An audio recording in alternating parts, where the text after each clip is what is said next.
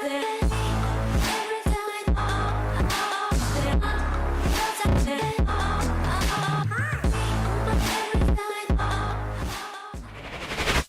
what's up guys, it's Anand Kotari from Tech Connect. So in the race of getting the best cell phone out there in the market, OnePlus have been raising their prices. Although they were known for their cheap phones in the market, but after the OnePlus 8 and OnePlus 8 Pro release, they have been raising their prices. The main focus of the company right now is to bring down the price plus provide you with all the specifications, the good specifications they could provide you. And this phone, OnePlus Nord, they have really tried to bring down the price and offer you something which other companies might not provide you at the same price. So this video would be my impression on the cell phone, whether you should buy it or no depending on the specifications. Let's start with the display. So it has a 6.4-inch OLED display with 1080p and 90 Hz of refresh rate. So now the general size which actually I like and I think would be the best size would be around 5.5 to 6 inches. So when I say a best size is because a phone which you can single-handedly use it, and at the same time it's not compromising on the screen size. But having a 6.4 is not a bad thing. Having a bigger screen allows the phone to have a bigger battery, a bigger display which will give you a better gaming experience plus cinematic experience. So let's talk about the camera. So now OnePlus calls it the flagship camera, but on my side I don't think it's the flagship camera, because once you say it's flagship, you start comparing that phone with Samsung S20, iPhone 11 Pro or such cell phones out there. But OnePlus Nord cameras have the primary sensor of OnePlus 8, not even OnePlus 8 Pro. So OnePlus 8 was not the best camera out there in the market. So that's my reason why you cannot call it a flagship camera. Now talking about the rear camera, it has the 48 megapixel standard camera, 8 megapixel of ultra wide, 2 megapixel of macro and 5 megapixel of depth sensor.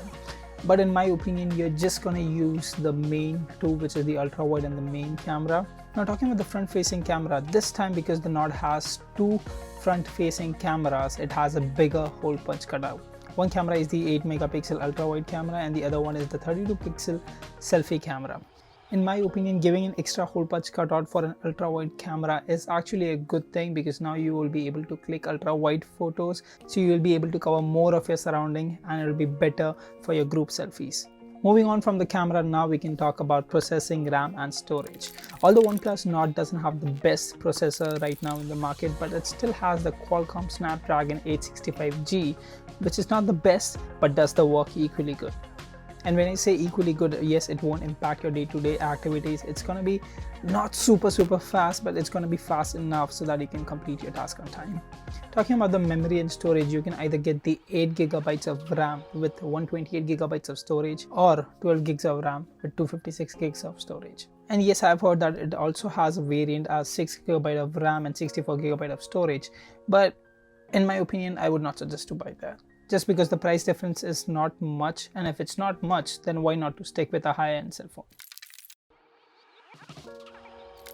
If it has a 6 GB RAM and 64 GB storage variant, it will be around 25,000, and the 8 GB RAM and 128 GB storage would be around 28,000, and 12 GB of RAM and 256 GB of storage would be around 30,000. Now what would be the point of having good specifications if your phone doesn't last longer? So yes, OnePlus got you covered on that too. It has a 4100 mAh battery and it comes with a Warp 30T charger, which can charge your phone from 0 to 70% in just half an hour. And I do really like this about OnePlus, that they are giving the Warp 30T charger inside the box.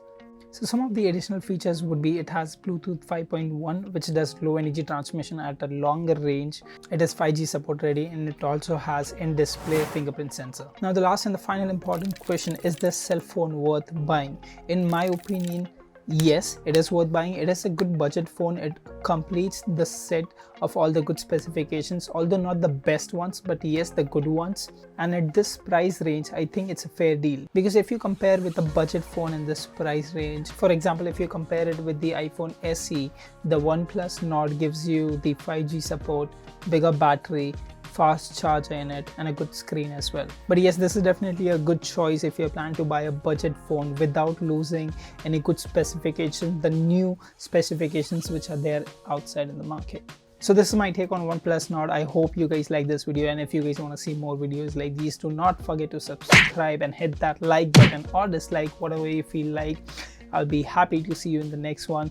And till then, take care.